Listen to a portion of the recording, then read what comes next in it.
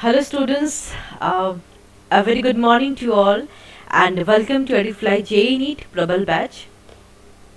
Like in previous class, I have discussed about the human reproduction का पहला part, that is the male reproductive part. Male reproduction system के बारे में discuss किया था हमने. Today we are going to discuss the process of gametogenesis. Okay? चलो आज का सेशन स्टार्ट करते हैं. It's the process of gametogenesis. Okay चलो आज हम स्टार्ट करते हैं गैमेटोजेनेसिस. सबसे पहले यू शुड नो कि व्हाट इज गैमेटोजेनेसिस. गैमेटोजेनेसिस को क्या कहते हैं? स्पर्मेटोजेनेसिस भी एक नाम है. Gametogenesis and spermatogenesis is gamete formation and that will lead to the fertilization of ovum. Okay, so this is the process of spermatogenesis. Tells that the process by which sperm develop to become mature sperm capable of fertilizing an ovum. That means जो sperm develop होंगे वो sperm पहले mature होना होगा. After maturation ही अगर वो sperm mature नहीं होगा तो वो ओवर को या ovum को fertilize नहीं कर पाएगा. Okay, the egg can't be fertilized without the mature sperm should be there. So this is the process of spermatogenesis. Says that sperm develop to become mature sperm. That means sperm क्या होगा? mature sperm बनेगा पहले and that mature sperm क्या करेंगे? fertilize an ovum and that sperm will be capable of fertilizing an ovum. This is the definition of spermatogenesis. Okay, so before starting the process of spermatogenesis we'll discuss the structure of sperm. Sperm का structure कैसे होता है वो आप लोगों को जानना पड़ेगा. ठीक है, तो this portion is known as head. ये head portion है और देख रहे हैं ये head portion के चारों ओर प्लाज्मा मेम्ब्रेन से सराउंडेड होता है. Very important, plasma membrane layer surrounds the sperm.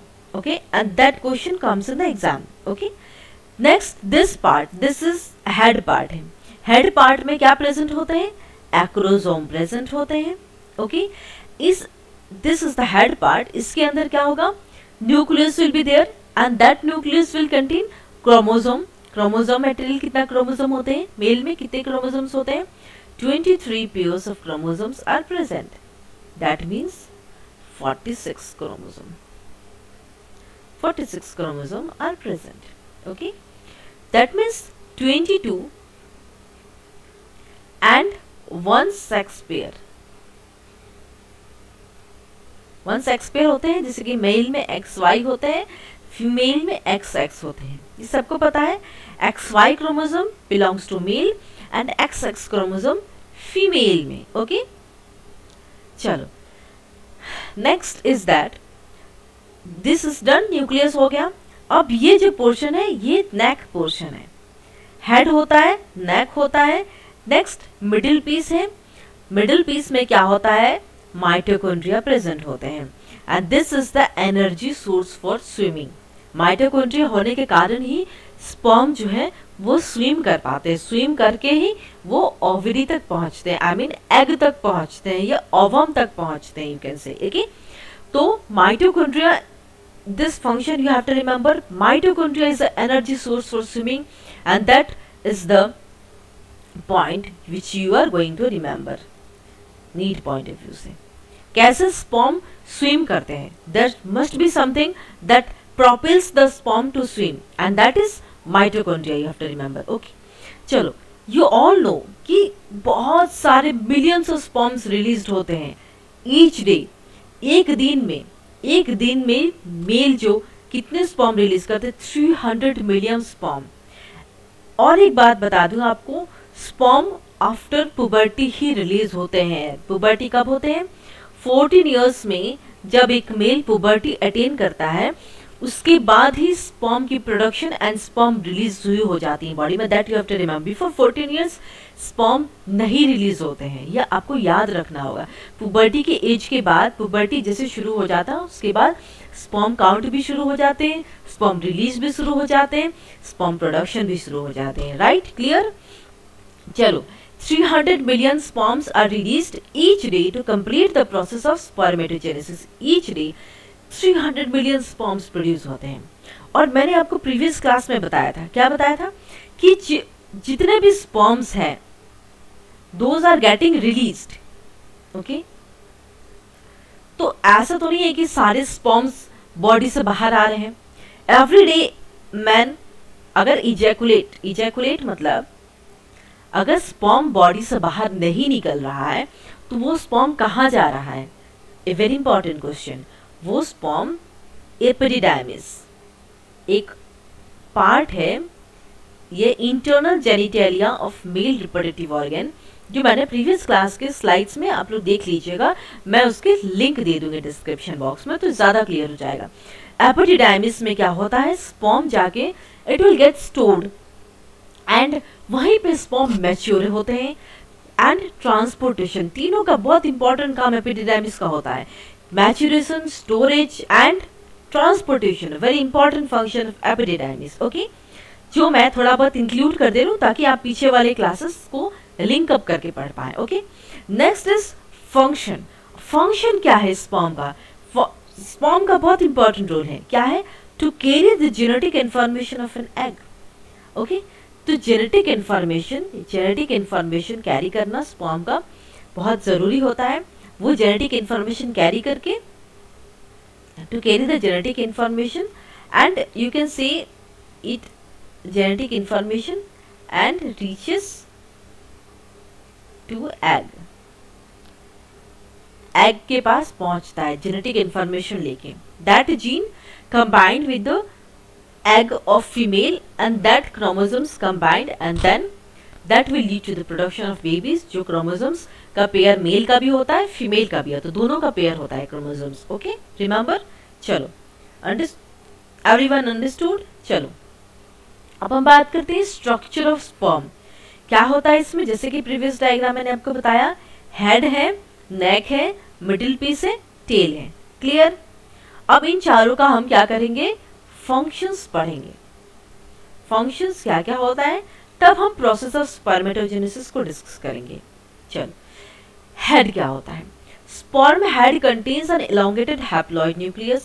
Okay, sperm का जो हेड है, जैसे कि this was the structure of head which I could remember is that this head में यहाँ एक्रोसोम होते हैं, anterior portion acrosome is present. Clear?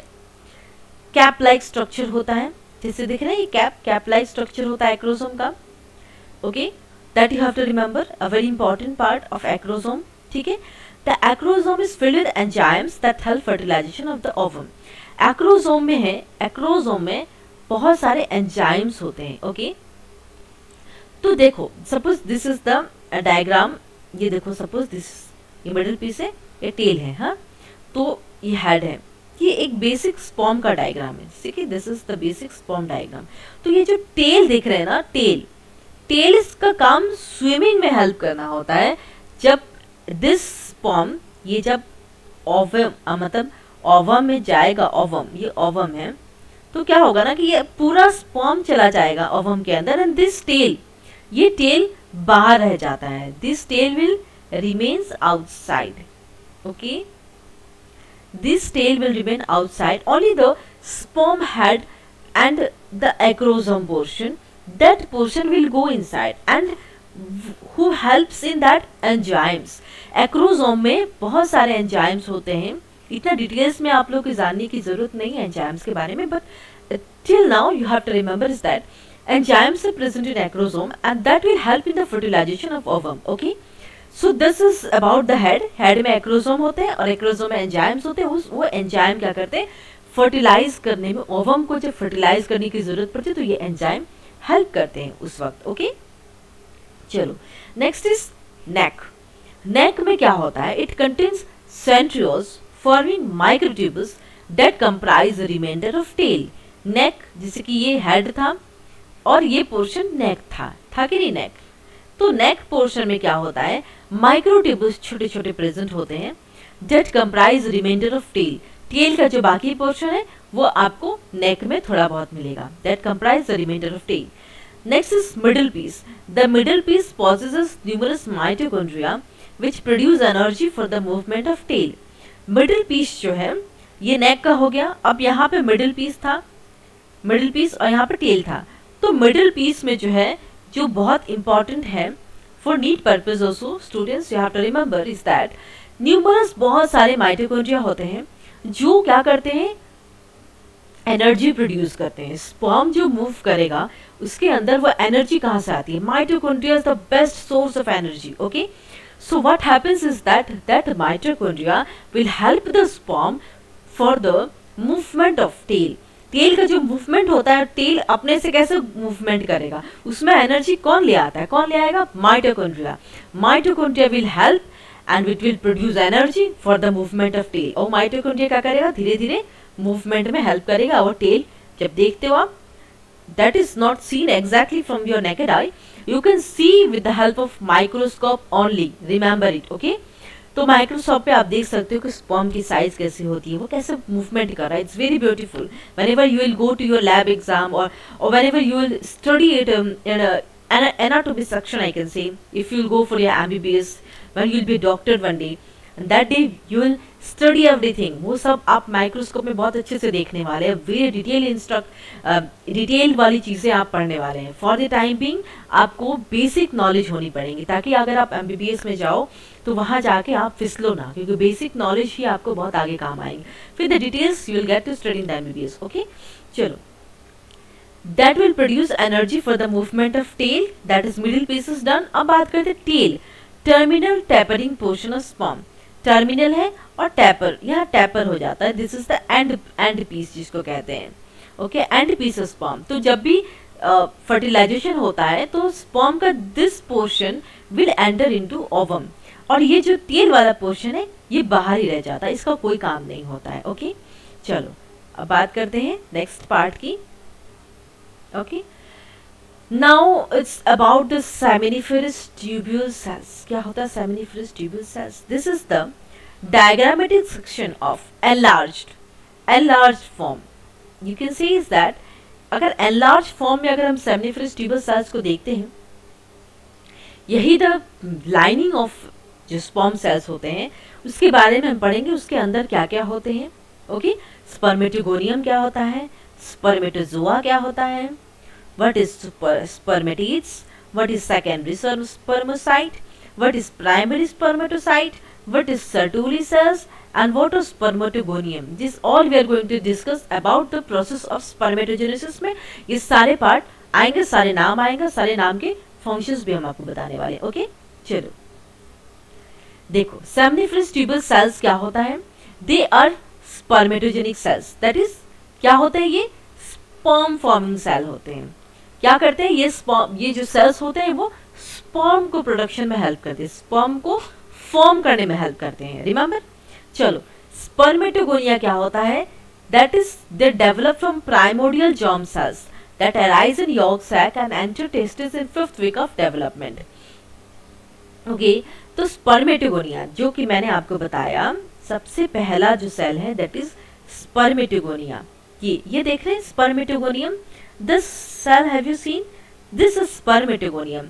And ये कब एंटर करेगा, प्राइमोर्डियल जर्म सेल्स कहाँ से डेवलप होते हैं, जर्म सेल से डेवलप होते हैं, and that will arise in yolk cell. Yolk sac जो पहले जो एग होते हैं ना, एग के पहले यॉर्क सेल होते हैं, यॉर्क सैक। ओके, एग के अंदर यॉर्क सैक इज फॉर्म, और कब एंटर करते हैं, 5th वीक, डेवलपमेंट के 5th week, that sperm stem cells spermatogonia is going to enter into the yolk sac. Okay, next spermatogonia is done, we'll talk about the Sertoli cells, and you know Sertoli cells जो है बहुत अच्छे cell होते हैं, that is they are the supporting cell of seminiferous tubule cells।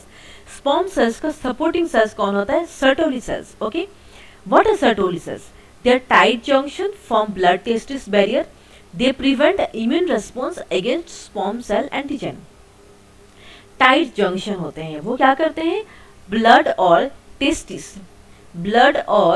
Testis का barrier prevent कर, barrier बनाते हैं, एक लाइन बनाते हैं, जो क्या करते हैं, इम्यून रेस्पॉन्स, अगर कोई एंटीजन आता है, कोई फॉरेन स्पर्म सेल आता है जो ज़रूरत नहीं उस वक्त, तो वो इम्यून रेस्पॉन्स फॉर्म करता है, ताकि ये ज़रूरत नहीं है अभी इसको ख़त्म करना है हमें, that is not required for the yolk sac, okay. तो this is the important functions of Sertoli cells. और भी कुछ फंक्शंस है जो मैं आपको बता रही हूँ।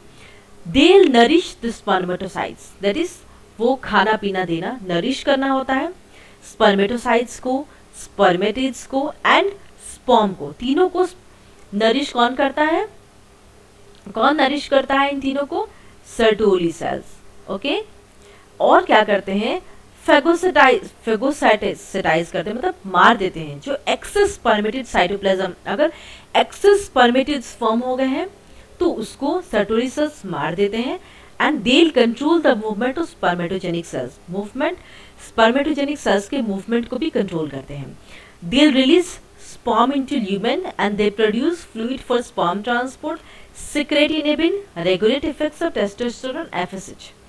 And what they'll do is that they'll release sperm. Sperm को क्या करेंगे, ह्यूमन में रिलीज कर देंगे, और क्या करेंगे, स्पर्म ट्रांसपोर्ट के लिए फ्लूइड बना देंगे, स्पर्म जिसे ट्रांसपोर्ट होगा वो फ्लूइड प्रोड्यूस करेंगे Sertoli sales.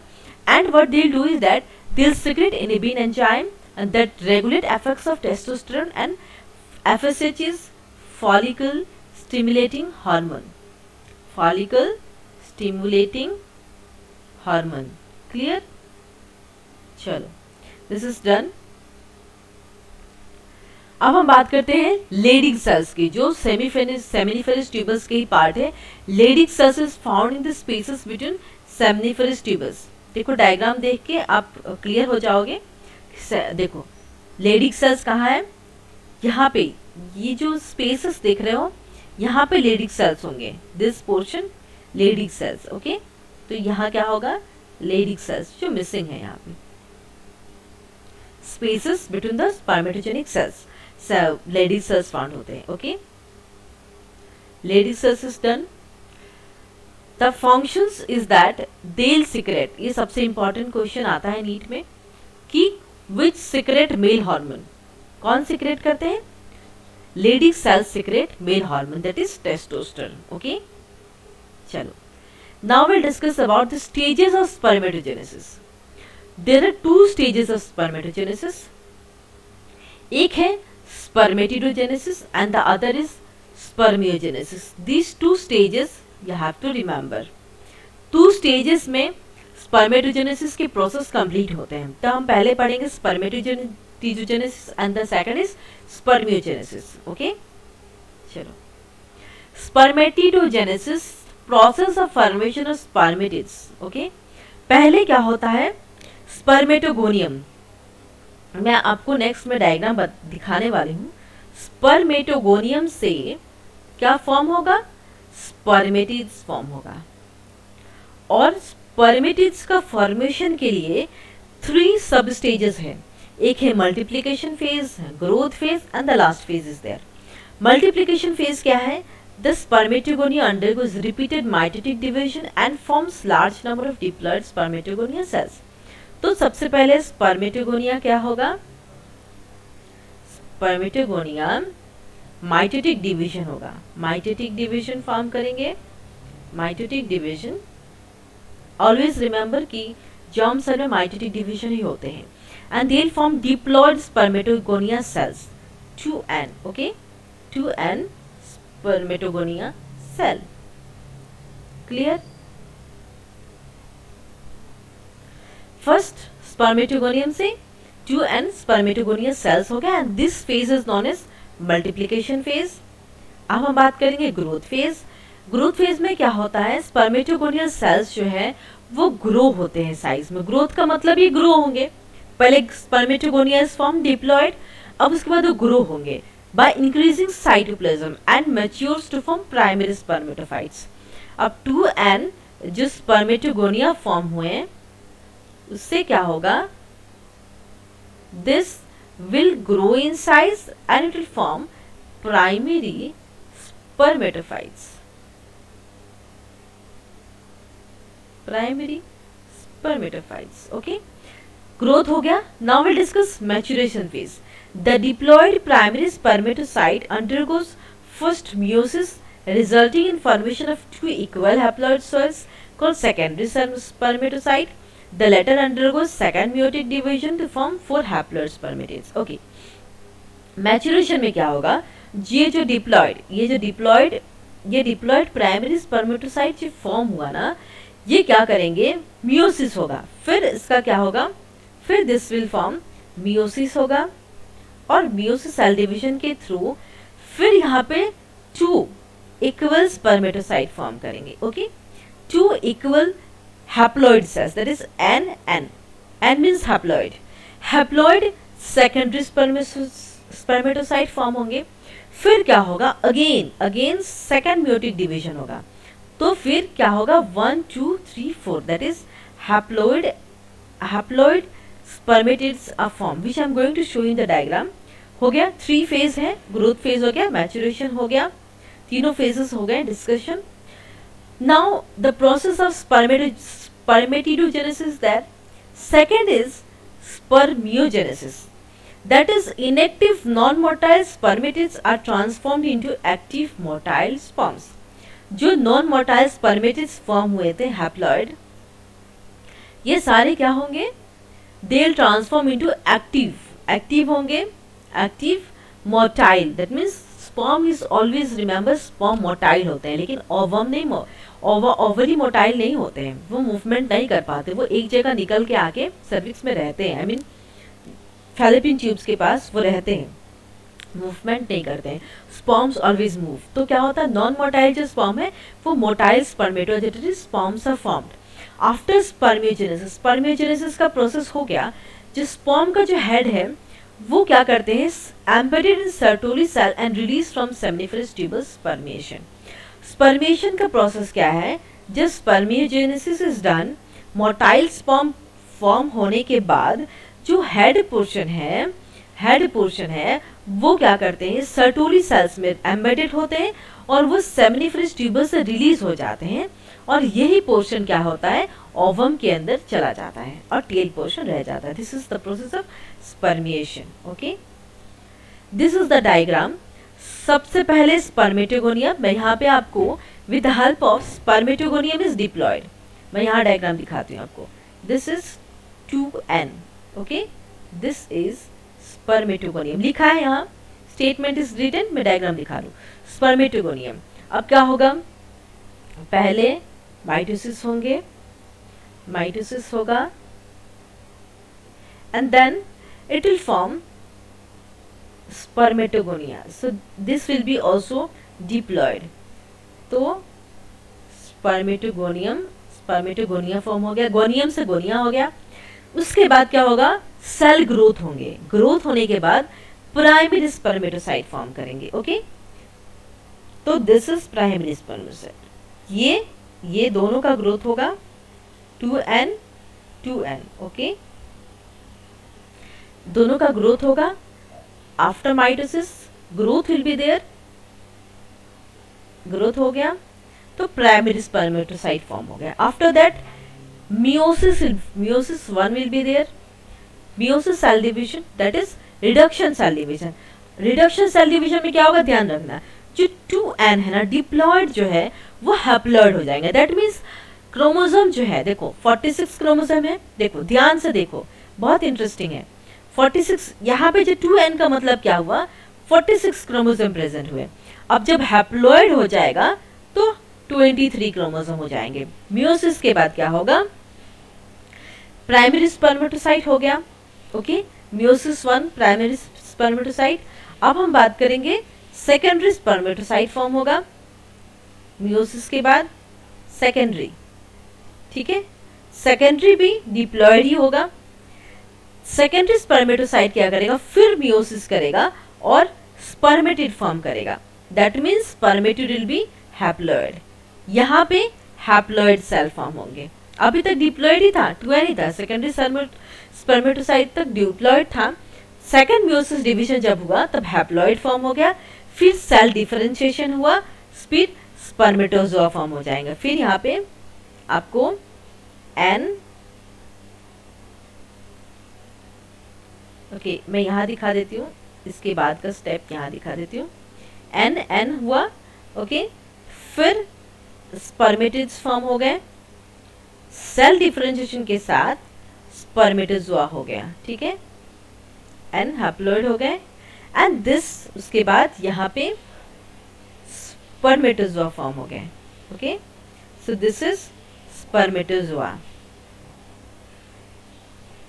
Okay, that means a complete sperm produce हो गए, ओके। तो formation of spermatozoa resulting in the formation of sperm, this is the diagram and this is the flow chart, you have to remember. जो मैंने अभी लिख के बताया था उसी को फ्लो चार्ट में बता दिया, okay. This is the flow chart for the process of gametogenesis और you can say spermatogenesis, okay. Now spermatogenesis का हो गया, अब हम बात करेंगे हार्मोन्स। कौन कौन से हार्मोन्स होते हैं? सबसे पहले GnRH होते हैं, short form is GnRH, that is gonadotrophin releasing hormone, this is the hypothalamic hormone, this hormone will get release into the anterior pituitary gland. ये हार्मोन्स कहाँ से रिलीज होंगे? पिट्यूटरी ग्लैंड, ब्रेन, सब ब्रेन ही control करता है, everything controls brain, brain सही है तो एवरीथिंग इज ओके, राइट।